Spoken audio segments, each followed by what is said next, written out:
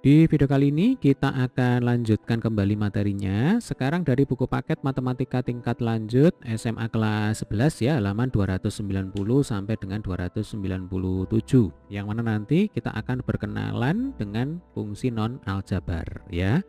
Kemudian untuk pembahasan materi yang lain yang lebih lengkap dan pembahasan soal-soalnya untuk materi bab 5 ya, silakan nanti dicermati di playlist. Untuk link playlist ada di bawah di kolom deskripsi dari video kita kali ini.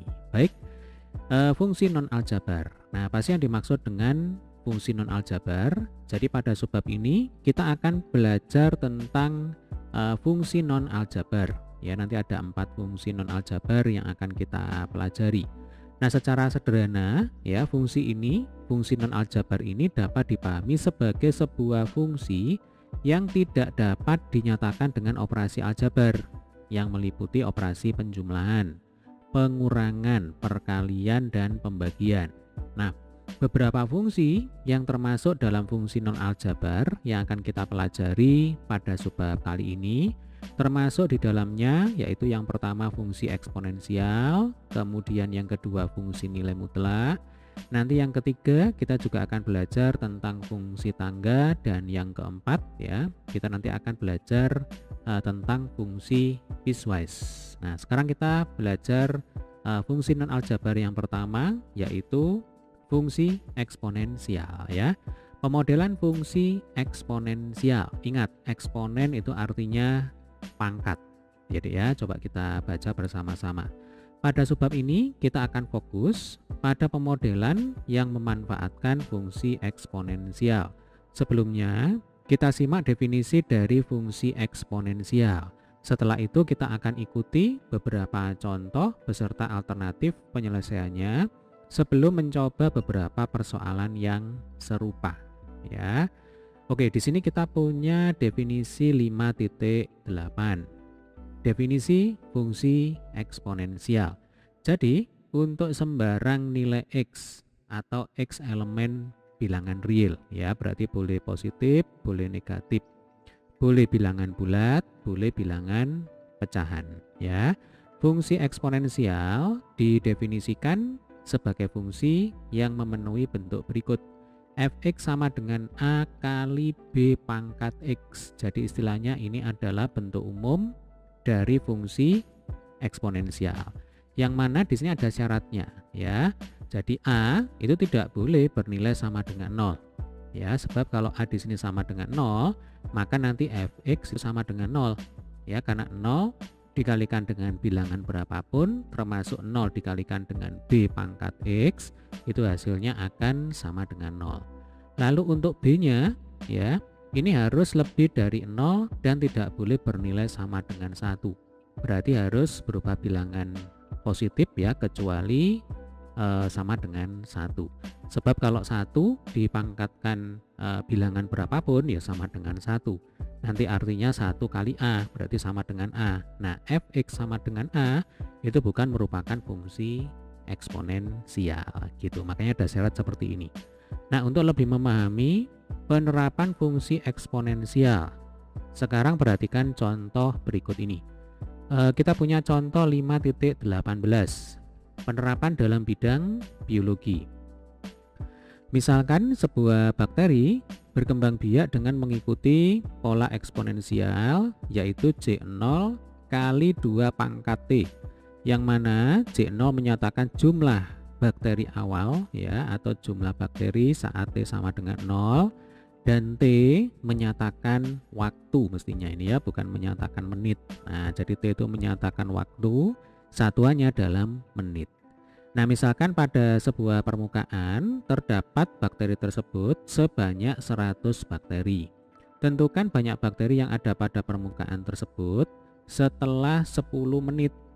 Nah, di sini sudah ada alternatif penyelesaian ya. Ini contoh soalnya saya copy lagi di sini supaya mudah. Jadi kan di soal diketahui bahwa J0 ya, J0 itu adalah jumlah bakteri mula-mula itu ada 100. Kemudian T kecilnya di sini sama dengan 10 menit. Ini kan berdasarkan informasi pada soal kita peroleh J0 itu 100 ya. Kemudian T kecil sama dengan 10. Nah, akibatnya banyak bakteri pada menit ke-10 adalah F10 ya. Jadi T-nya kita masukkan T sama dengan 10. Maka nanti ini akan sama dengan 100 dikali 2 pangkat 10 ya. Sama dengan, nah ini mestinya bukan 1000 ya, ini mungkin salah ketik ini. Jadi 100 dikali dengan 1024. Jadi kalau 2 pangkat 10 ini kita hitung hasilnya sama dengan 1024. 1024 kali 100 itu sama dengan 102.400. Apa artinya? Artinya jumlah bakteri setelah 10 menit itu ada 102.400 bakteri. Oke, paham ya? Baik, sekarang kita lanjutkan dengan soal mari mencoba. Tentukan banyak bakteri pada menit ke-5, ini berarti T kecil, yang ada pada suatu permukaan yang semula ada sebanyak 50 bakteri. Ya, berarti ini adalah J0 jika perkembangbiakannya ditentukan oleh fungsi eksponensial, yaitu Ft sama dengan J0 kali 3. Nah, ini mestinya pangkat T. Ya, jadi Ft sama dengan J0 kali 3 pangkat T dengan T dalam menit. Nah, ini setipe ya dengan contoh soal yang barusan kita bahas. Jadi F fungsi T itu sama dengan J0 dikalikan dengan 3 pangkat T. Nah, J0-nya tadi di soal diketahui sama dengan 50.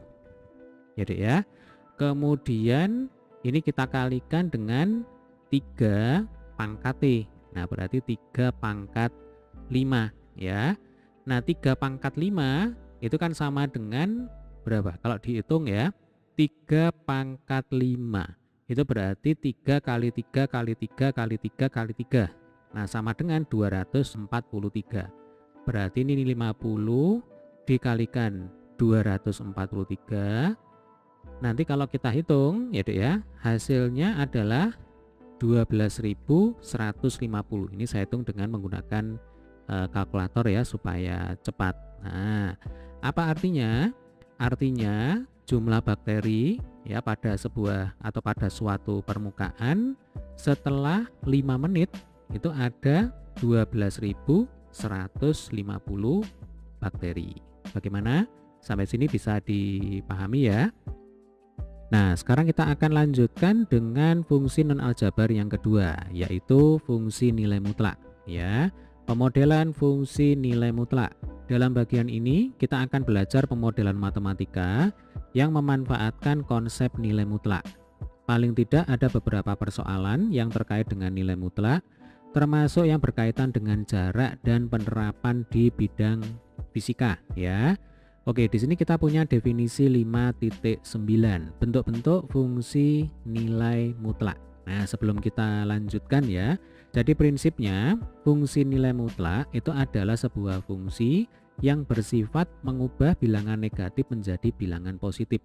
Kalau bilangan positif ya tetap dirinya sendiri ya, tapi kalau bilangan negatif nanti diubah menjadi lawannya yaitu bilangan positif. Itu prinsip dasarnya ya. Nah, sekarang kita lanjutkan. Jadi untuk sembarang nilai X elemen bilangan real, berarti X itu boleh berupa bilangan negatif, boleh sama dengan 0, boleh bilangan positif ya, kemudian boleh bilangan pecahan, boleh bilangan bulat. Termasuk fungsi nilai mutlak adalah fungsi yang didefinisikan dengan memenuhi bentuk berikut ya. Ini ada 2 bentuk yang akan kita pelajari. Ini adalah bentuk yang pertama, kemudian yang ini adalah bentuk yang kedua. Nah, kita cek bentuk yang pertama. Fx sama dengan nilai mutlak dari X. Jadi kalau ada garis double seperti ini, garis vertikal double, ini dibaca nilai mutlak. Berarti nilai mutlak dari X ya. Lah definisinya, Fx itu akan sama dengan X ketika X lebih dari atau sama dengan 0. Berarti ketika X sama dengan 0, kemudian ketika X berupa bilangan positif, maka Fx sama dengan X. Ya, berarti sama dengan dirinya sendiri. Tetapi Fx itu akan sama dengan min X atau min 1 dikalikan dengan X, yaitu ketika X kurang dari 0 ya, ketika X berupa bilangan negatif. Jadi gampangannya fx itu akan sama dengan lawan dari X, yaitu ketika X tersebut berupa bilangan negatif. Nah, kita pakai contoh langsung dengan angka saja ya supaya lebih mudah dipahami. Misalkan di sini kita punya X sama dengan 5. Nah, perhatikan. X sama dengan 5 ini kan berarti cocok dengan kriteria yang pertama, yaitu X lebih dari atau sama dengan 0. Sebab 5 itu berupa bilangan positif. Maka fx berarti F5 gitu ya, berarti F5 itu adalah nilai mutlak dari 5. Nah, nilai mutlak dari 5 ya sama dengan dirinya sendiri. Berarti F5 sama dengan 5. Tetapi kalau di sini kita punya X sama dengan taruhlah min 100 gitu ya. Berarti kan ini cocok dengan kriteria yang kedua, yaitu X berupa bilangan negatif kurang dari 0. Maka sesuai dengan definisi, fx itu akan sama dengan min X. Ya, berarti nanti kalau kita punya F min 100, ini sama dengan nilai mutlak dari min 100. Nah, kita masukkan sesuai dengan definisi. Karena X kurang dari 0, ya, min 100 kurang dari 0, maka nanti fx itu sama dengan min 1 kali X. Berarti di sini min 1 dikalikan dengan min 100. Nah, min 1 kali min 100 sama dengan 100 ya. Nah, apa artinya? Artinya fungsi nilai mutlak tidak akan pernah bertanda negatif. Selalu berupa bilangan positif ya. Oke, sekarang bentuk umum yang kedua. Fx sama dengan A kali nilai mutlak dari X min H ditambah K. Berarti nanti yang selalu positif itu adalah X min H. Nah, ini yang selalu positif ya. Pokoknya kalau dikenai fungsi nilai mutlak gitu ya, maka nanti selalu menghasilkan bilangan positif. Berarti yang selalu positif di sini adalah X min H. Nah, untuk fx tergantung apa? Tergantung A dan K di sini. Ya kan? Nah, coba kita pakai angka ya. Nah, kita pakai angka. Kalau ini adalah untuk bentuk yang pertama, sekarang ini untuk bentuk yang kedua ya. Misalkan kita punya fx sama dengan 5 ya dikalikan dengan mutlak X dikurangi 6 ya, kemudian ditambah taruhlah di sini 10 gitu ya. Maka kalau kita punya F3, nah berarti kan X nya sama dengan 3 ya, langsung kita masukkan. Berarti 5 dikali nilai mutlak dari 3 dikurangi 6 ditambah 10. Nah, berarti 5 kali nilai mutlak dari min 3. Nah, ditambah 10. Berapa nilai mutlak dari min 3? Kembali ke definisi yang pertama tadi, bahwa kalau X-nya itu berupa bilangan negatif, ya, yang dikenai nilai mutlak itu berupa bilangan negatif, maka jadikan positif. Ya, berarti di sini 5 kali 3. 5 dikali 3 ditambah 10. 15 tambah 10 sama dengan 25. Oke. Misalkan sekarang kita punya taruhlah F10 gitu ya. Berarti F10 sama dengan 5 kali nilai mutlak dari 10 min 6 ditambah 10. Berarti 5 dikalikan dengan nilai mutlak dari 4 ditambah 10.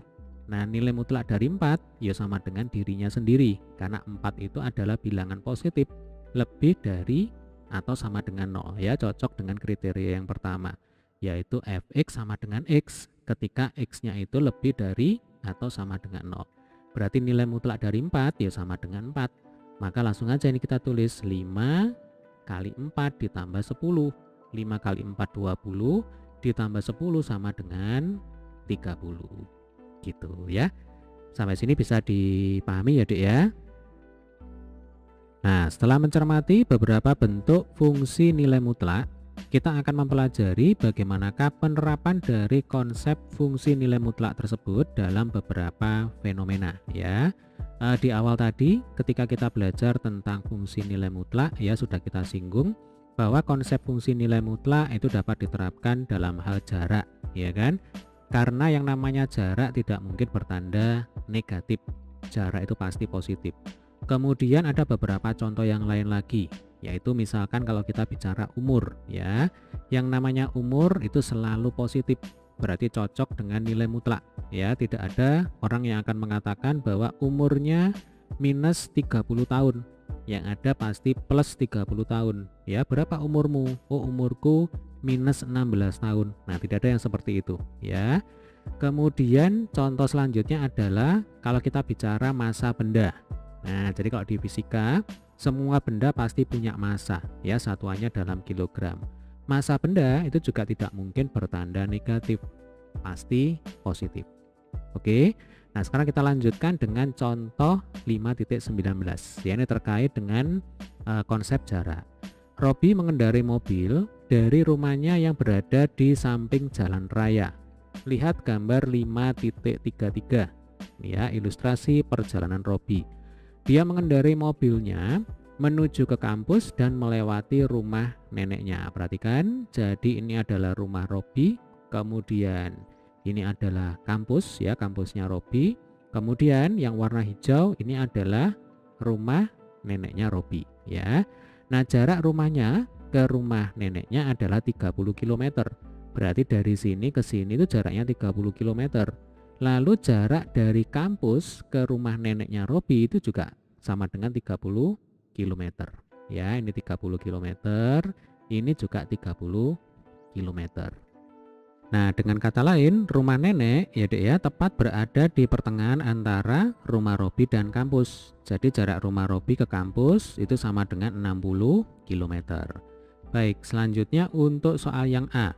Buatlah tabel untuk menunjukkan seberapa jauh Robi dari rumah dan seberapa jauh Robi dari rumah nenek dimulai dari awal perjalanan dari rumah sampai tiba di kampus. Ya, ini saya munculkan lagi gambarnya. Lalu soal yang B, gambarkan grafik yang merepresentasikan hubungan antara jarak dari Robi ke rumah dan jarak dari Robi ke rumah nenek. Lalu soal yang C, temukan fungsi yang menyatakan jarak Robi ke rumah dalam jarak Robi ke rumah nenek. Alternatif penyelesaian ya. Untuk soal yang A, Robi itu menjauh dari rumah selama perjalanan ya. Coba perhatikan kembali gambarnya. Ketika Robi berjalan dari rumah ke kampus ya, naik mobil, maka logikanya posisi Robi itu akan semakin lama semakin menjauhi rumah ya kan. Di sisi lain dia mendekati rumah nenek kemudian menjauhi rumah nenek. Dari sini ke sini berarti Robi semakin mendekati rumah nenek. Dari sini ke sini ya, dari rumah nenek ke kampus berarti posisi Robi itu semakin lama semakin menjauhi rumah nenek. Nah, hal ini bisa kita gambarkan dalam bentuk tabel ya. Untuk baris pertama ya, ini adalah jarak Robi ke rumah 0 km. Berarti maksudnya di sini Robi masih belum berangkat, masih ada di rumahnya.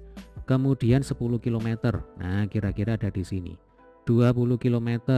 30 km, 40 km, 50 km, 60 km, berarti Robi sudah sampai, sudah tiba di kampus. Lalu baris yang kedua ya, ini menyatakan perhitungan jarak Robi ke rumah nenek ya. Contoh, ketika Robi belum berangkat ya, berarti posisi Robi masih ada di rumahnya. Maka jarak Robi ke rumah nenek itu sama dengan jarak rumah Robi ke rumah nenek. Yaitu berapa? Yaitu 30 km. Oke. Kemudian ketika Robi sudah menempuh jarak 10 km dari rumahnya, berarti kira-kira Robi itu ada di sinilah ya. Oke, misalkan ini 10 km. Berarti jarak Robi ke rumah nenek sekarang menjadi berapa? Menjadi 20 km. Ya kan, 10 ditambah 20 sama dengan 30 km. Nah, misalkan sekarang Robi telah menempuh jarak 20 km dari rumahnya ya. Kira-kira sampai di sini. Nah, ini 20 km. Berarti jarak Robi ke rumah nenek sekarang menjadi 10 km. Ya, 20 ditambah 10 sama dengan 30 km dan seterusnya ya. Misalkan di sini Robi sudah menempuh jarak 60 km ya, berarti Robi sudah sampai di kampus. Nah, Robi sudah sampai sini ya. Berarti berapa jaraknya Robi ke rumah nenek? Maka jarak Robi ke rumah nenek itu adalah jarak rumah nenek ke kampus, yaitu 30 km. Nah, ditulis di sini. Ya, bagaimana sampai sini bisa dipahami ya. Kemudian untuk pemilihan angka ini bebas ya. Ini boleh 0, 5, 10, 15, 20 dan seterusnya. Yang jelas ini rentangnya dari 0 sampai 60. 0 itu berarti Robi belum berangkat. Kalau 60 itu berarti Robi sudah tiba di kampus. Gitu. Nah, kemudian soal yang B, misalkan jarak Robi ke rumahnya adalah X dan jarak Robi ke rumah nenek adalah Y. Ya, ini saya tampilkan lagi gambarnya, kemudian ini tabelnya. Berarti baris yang atas itu X, yang bawah adalah Y. Grafik dari hubungan keduanya dapat diilustrasikan sebagai berikut.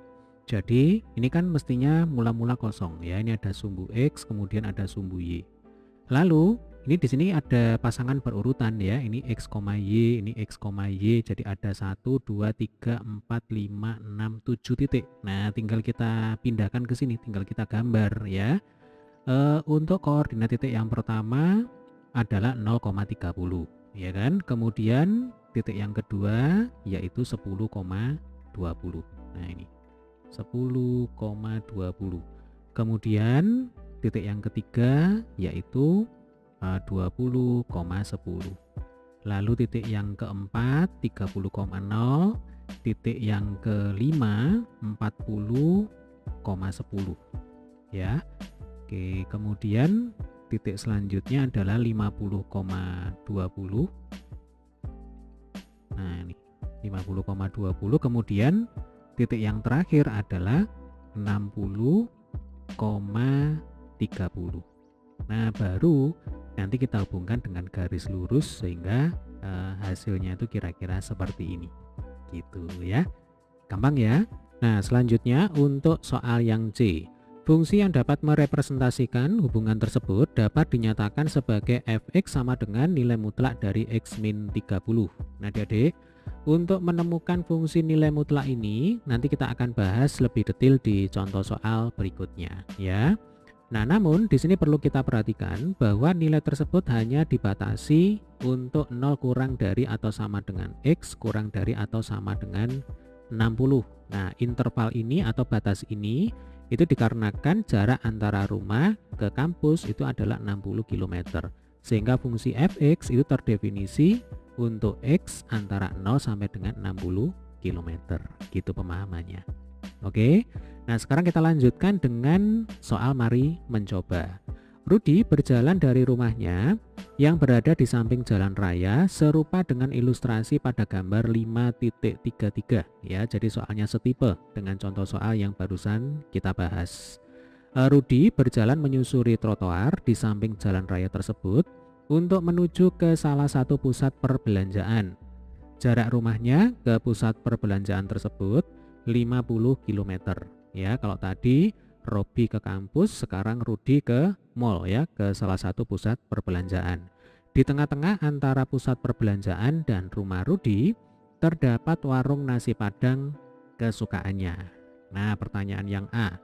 Buatlah tabel untuk menunjukkan jarak Rudi dari rumah dan seberapa jauh dia dari warung nasi Padang dimulai dari awal perjalanan, yaitu dari rumah sampai tiba di pusat perbelanjaan. Nah, ini soalnya sudah saya copy lagi di sini.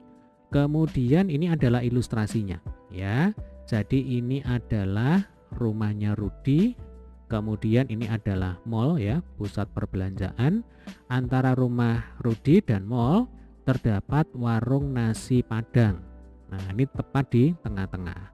Di soal dikatakan bahwa jarak antara rumah ke mall itu 50 km.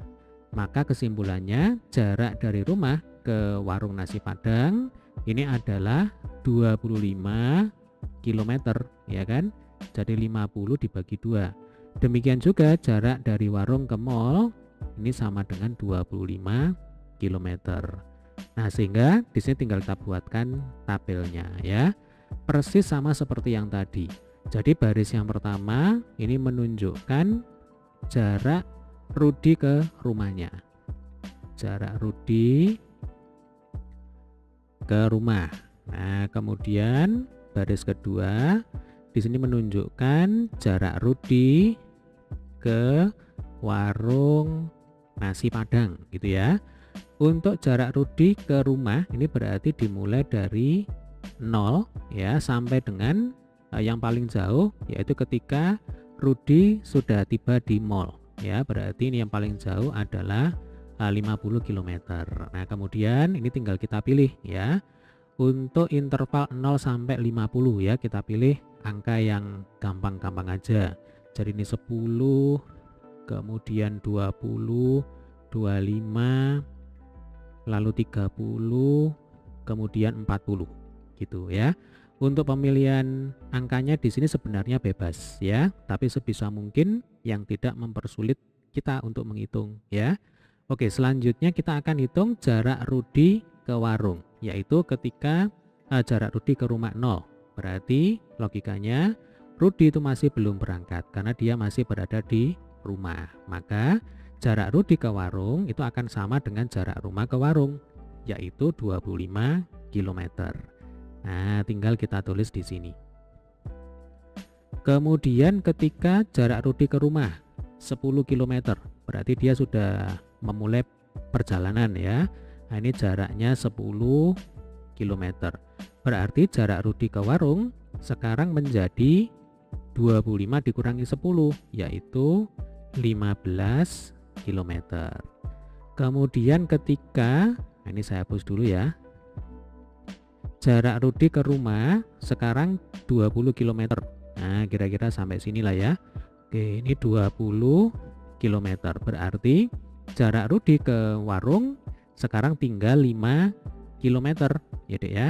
Nah, tulis apa adanya di sini. Kemudian ketika jarak Rudi ke rumah itu sama dengan 25 km. Nah, artinya Rudi tepat berada di warung nasi Padang. Ya kan? Berarti jarak Rudi ke warung itu sama dengan 0 km. Kemudian kita geser lagi, sekarang jarak Rudi ke rumah 30 km. Nah, kita misalkan ada di sini ya. Jarak Rudi ke rumah 30 km. Nah, ini. Maka jarak Rudi ke warung menjadi 5 km. Dari mana? Perhatikan. Dari sini ke sini 30. Nah, dari sini ke sini 25. Berarti dari sini ke sini ini adalah jarak Rudi ke warung adalah 30 dikurang 25 sama dengan kok 30. Oh bener ya, 30 dikurangi 25 sama dengan 5 km. Oke. Sekarang kita geser lagi. Nah, jadi jarak Rudi ke rumah sekarang adalah 40 km. Nah, kira-kira sampai sini. Ini 40 km. Berarti jarak Rudi ke warung menjadi 40 dikurangi 25 sama dengan 15 km ya. Kemudian kalau jarak Rudi ke rumah itu 50 km. Nah, artinya apa? Artinya Rudi sudah sampai di mall. Nah, sudah sampai di sini ya. Maka jarak Rudi ke warung itu adalah sama dengan jarak warung ke mall, yaitu sama dengan 25 km. Artinya di sini kita sudah ketemu pasangan berurutan, yaitu 1, 2, 3, 4, 5, 6, 7 ya, ada 7 titik dengan X, Y nya seperti ini. Nah, ini berkaitan dengan soal yang B. Gambarlah grafik yang merepresentasikan hubungan antara jarak Rudi ke rumah dan jarak Rudi ke warung nasi Padang ya. Oke, ini kalau digambar kira-kira bentuknya seperti ini. Nah, seperti ini ya. Jadi titik yang pertama adalah 0,25. Nah, langsung aja di sini. Kemudian nanti titik yang kedua 10,15. Kira-kira ada di sini dan seterusnya. Sampai ini adalah 25,0. Kemudian yang terakhir ini adalah 50,25. Nah, ini jadi 50, ini sumbu X ya. Ini sumbu Y. Yang ini tadi 0,25. kemudian ini tadi 10, lalu ini 20,5, yang di sini 25,0 gitu ya kalau mau lengkap. Kemudian ini 30,5. Nah, seperti ini. Ini tadi 10,15. Coba ini saya rapikan. Nah, ini 25. Lalu yang ini adalah 40 ya. 40 tarik garis ke atas. Nah, 40,15 ini titiknya. Oke. Jadi ini adalah grafik yang merepresentasikan hubungan antara jarak Rudi ke rumah ya. Jarak Rudi ke rumah itu berarti X ya. Dan jarak Rudi ke warung nasi Padang berarti di sini adalah sumbu Y. Nah, ini jawabannya. Nah, untuk soal selanjutnya adalah temukan fungsi yang menyatakan jarak. Nah, ini mestinya bukan Robi ya. Ini mestinya Rudi.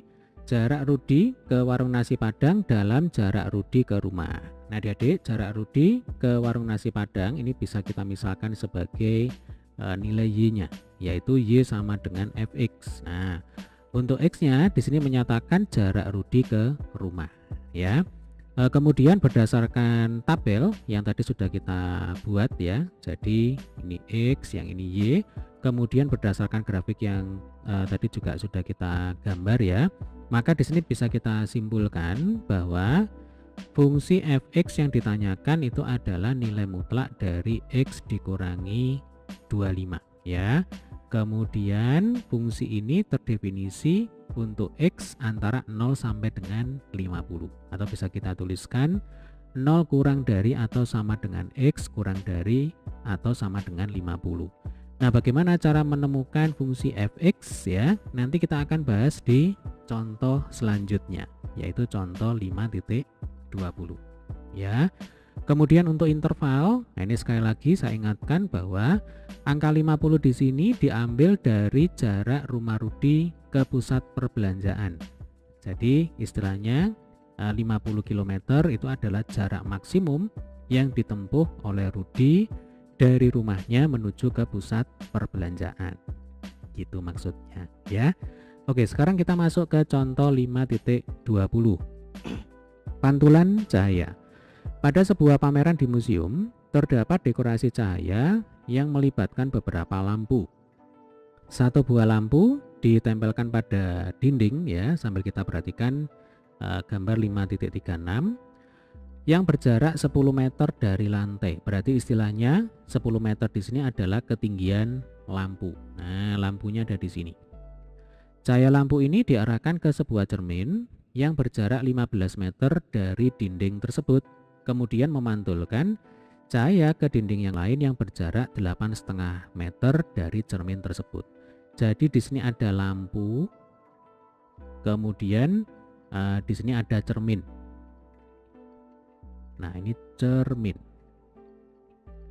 Jarak cermin ke dinding pertama itu 15 meter, kemudian jarak cermin ke dinding kedua itu 8,5 meter.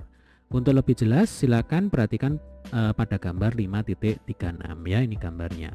Nah, pertanyaannya adalah pada ketinggian berapa pantulan cahaya mencapai tembok di hadapan tembok pertama ya. Jadi kalau ini tembok pertama, ini tembok kedua. Yang ditanyakan tuh yang ini. Nah, ini ketinggiannya berapa? Gitu. Nah, ini ada alternatif penyelesaian.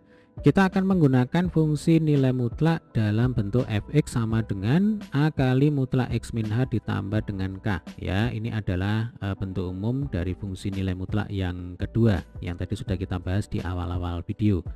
Nah, ini yang penting dengan H, K ya. Jadi ini kan ada mutlak X min H ditambah K.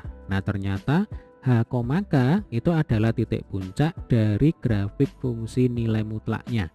Apa yang dimaksud dengan titik puncak pada grafik fungsi nilai mutlak? Nah, ini ada gambar 5.37 ya. Ilustrasi pemantulan cahaya dalam koordinat. Berarti yang ini tadi. Nah, yang ini tadi kita nyatakan dalam bentuk sistem koordinat kartesius ya. Ingat di sini ada lampu. Nah, Lampu berada pada ketinggian 10 meter. Kemudian di sini ada cermin, ya, cermin berjarak 15 meter dari dinding pertama dan 8,5 meter dari dinding kedua. Nah, penempatan lampu, kemudian penempatan cermin, lalu di sini ada dinding pertama dan dinding kedua, ya Dek ya. Ini bisa kita nyatakan dalam bentuk koordinat kartesius. Jadi untuk lampu ini berarti koordinatnya adalah 0,10, ya kan? Jadi pusat koordinatnya itu ada di sini. Ini 0,0, ya, bukan 10,0. Nah, ini mestinya 0,0 ya. Ini saya coret. Ini 0,0. Ini pusat koordinat. Kemudian ini adalah koordinatnya lampu. Lalu 15,0 ini adalah koordinatnya cermin. Ya. Cermin ini berjarak 8,5 meter dari dinding kedua. Jadi ini adalah dinding pertama, ini dinding kedua, ya. Berarti nanti di sini koordinatnya adalah 23,5, sekian. Dari mana 23,5? Dari 15 meter ditambah 8,5 meter. Ingat, ini pusat koordinat, ya. Ini X sama dengan 0. Berarti yang di sini nanti X-nya akan sama dengan 23,5 meter.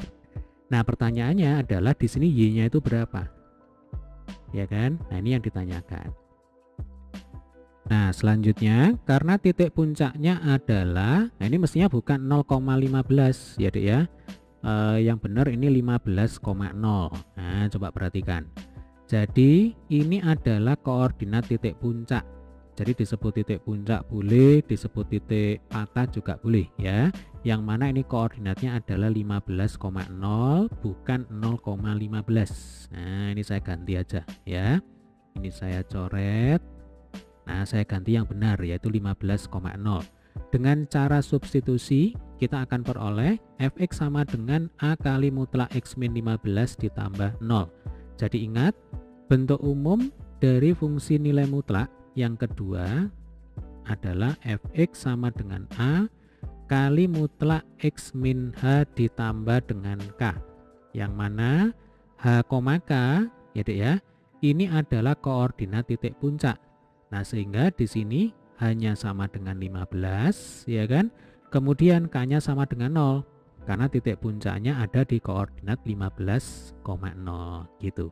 Nah, kalau data ini kita masukkan ke bentuk umum fungsi nilai mutlak yang ini, maka kita akan dapatkan seperti ini. Fx sama dengan A ya kali mutlak x min 15 ditambah dengan 0. Oke, dapat dipahami ya. Nah, selanjutnya karena 0,10 ya berada pada garis. Coba kita cek gambarnya. 0,10 itu adalah koordinatnya lampu. Dia berada di sumbu Y ya. Jadi karena 0,10 berada pada garis, maka kita peroleh, ya ini juga disubstitusi.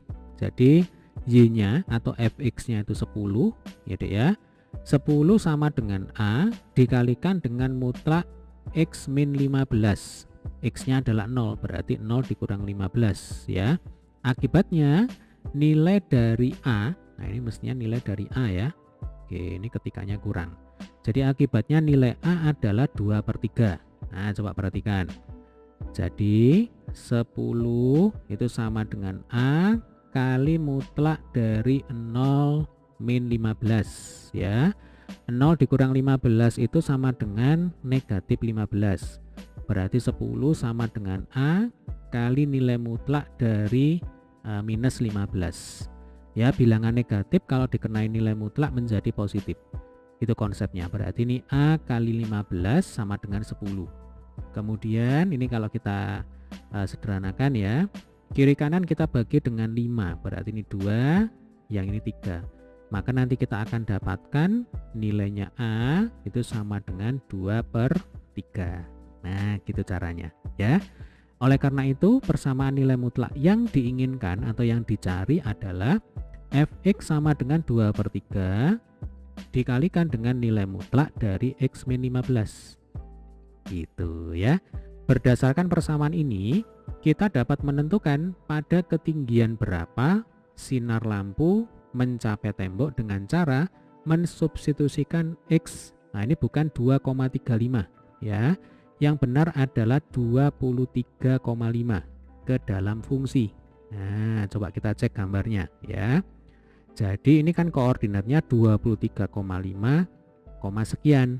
Nah, sekiannya di sini atau Y-nya di sini itu adalah ketinggian sinar pantulan pada dinding yang kedua. Ini dinding pertama, ini dinding kedua. Ya, nah ini yang ditanyakan. Ya, jadi X-nya itu sama dengan 23,5, bukan 2,35 ya. Nah, akibatnya diperoleh, nah ini F23,5 sama dengan 2/3 kali mutlak 23,5 dikurangi 15 ya. Yang mana nanti kalau dihitung hasilnya adalah 17/3 gitu ya. Baik, sekarang ini ada soal mari berpikir kritis. Samosir sedang bermain senter. Dia berdiri di hadapan tembok dan cermin berada sejajar di antara samosir dan tembok. Dia mengarahkan sinar senter ke cermin tersebut dan pantulan sinarnya mengenai tembok. Jadi sebenarnya soal ini setipe ya dengan contoh soal yang barusan kita pelajari. Diketahui samosir memegang senter pada ketinggian 1 meter. Kemudian jarak antara dia, berarti jarak antara samosir dan cermin adalah 5 meter. Dan jarak dia ke tembok adalah 15 meter. Tentukan berapa tinggi pantulan sinar di tembok. Nah adik-adik, jadi soal ini setipe ya dengan contoh soal yang barusan kita bahas. Baik, ini sudah saya copy lagi soalnya, kemudian kita bisa memanfaatkan gambar ilustrasi pada contoh sebelumnya ya sambil kita modifikasi sedikit. Jadi ceritanya di sini ada samosir sedang memegang senter ya. Ketinggian senter diukur terhadap lantai itu sama dengan 1 meter. Nah, dari sini ke sini itu 1 meter. Oke. Kemudian ini lantai, lalu di sini adalah tembok ya, samosir berdiri di sini. Ya. Kemudian di soal dikatakan bahwa jarak antara dia berarti jarak antara samosir ke cermin 5 meter. Ya, cerminnya ada di sini. Jadi sinarnya kan mantul. Nah, dari sini ini adalah sinar datang, kemudian ini sinar pantul ya, bisa membayangkan ya. Maka cerminnya itu ada di sini. Nah, ini cerminnya. Jarak antara samosir ke cermin adalah 5 meter. Berarti dari sini ke sini itu adalah 5 meter. Oke. Kemudian jarak antara samosir ke tembok adalah 15 meter. Berarti dari sini ke sini itu 15 meter ya. Kalau dari sini ke sini 5 meter berarti sisanya adalah 10 meter. Nah ini mungkin sketsa gambarnya kurang pas ini ya, nggak masalah. Namanya sketsa, yang jelas fungsinya hanya untuk membuat kita lebih mudah dalam membayangkan ya. Oke, langkah selanjutnya adalah ini bisa kita nyatakan dalam bentuk sistem koordinat kartesius ya. Berarti di sini nanti ada sumbu X, kemudian ini adalah sumbu Y. Ini sumbu X, kemudian ini adalah sumbu Y. Maka ini adalah koordinat lampu senter, kemudian nanti di sini adalah koordinat cermin yang menjadi titik patah atau titik puncak. Kemudian ini adalah koordinat pantulan sinar di tembok ya. Yang pertama koordinat center berarti 0,1. Jadi pusat koordinatnya itu ada di sini. Ini 0,0 ya. Atau saya pakai warna hijau aja biar beda ya. Jadi ini 0,1. Lalu koordinat cermin adalah 5,0. Nah kemudian koordinat sinar pantulan di tembok ini menjadi 15, sekian ya. 15 dari mana? 15 itu dari sini ke sini ya. 5 tambah 10 itu 15. Atau langsung berdasarkan data yang ada di soal, jarak antara samosir ke tembok 15 meter. Nah tugas kita adalah menentukan nilainya Y ini berapa ya. Jadi ini kan 15, sekian atau 15, Y. Nah Y nya ini berapa ya. Caranya sama persis seperti contoh soal yang barusan kita bahas. Berarti kita bisa menggunakan bentuk umum fungsi nilai mutlak yang kedua, yaitu fx sama dengan A kali mutlak x min h ditambah dengan k. Kemudian ingat H dan K itu adalah absis dan ordinat dari titik puncak. Yang mana di sini titik puncaknya adalah 5,0. Ini adalah titik puncak ya Dek ya. Berarti hanya sama dengan 5, kemudian K-nya sama dengan 0. Nah, tinggal kita substitusikan ke Fx ya. Berarti kita akan dapatkan Fx sama dengan A kali mutlak X dikurang 5 ditambah dengan 0. Fx sama dengan A kali mutlak X dikurang 5. Ya. Langkah selanjutnya adalah menghitung nilainya A. Nah, kita bisa menggunakan data ini. 0,1. Berarti X-nya 0, lalu Y-nya sama dengan 1. Atau X-nya 0, Fx-nya sama dengan 1. Ya, kita substitusikan kembali ke sini. Berarti ini 1 sama dengan A kali mutlak 0 min 5. Mutlak 0 min 5 itu ya berarti sama dengan 5. Ya, berarti 1 sama dengan A kali 5. Jadi mutlak dari negatif 5 sama dengan 5. Maka kita peroleh A sama dengan 1/5. Sehingga dengan kata lain Fx itu sama dengan 1/5 kali mutlak X min 5. Nah, ini adalah model matematisnya ya. Yang ditanyakan itu adalah Y, yang mana X-nya sama dengan 15. Nah, tinggal kita masukkan ke sini. Jadi nanti F15 ya, ini yang ditanyakan di soal, itu akan sama dengan 1/5 kali nilai mutlak dari 15 dikurang 5. Berarti sama dengan 1/5 kali nilai mutlak dari 10. Nilai mutlak dari 10 ya sama dengan 10. Berarti 1/5 kali 10 sama dengan 2. Nah, apa artinya? Artinya tinggi pantulan sinar di tembok itu adalah 2 meter. Nah, ini 2 meter setelah dihitung. Ini 2 meter ya. Oke, sampai sini bisa dipahami ya. Nah, di video selanjutnya kita akan lanjutkan dengan mempelajari pemodelan fungsi tangga. Terima kasih.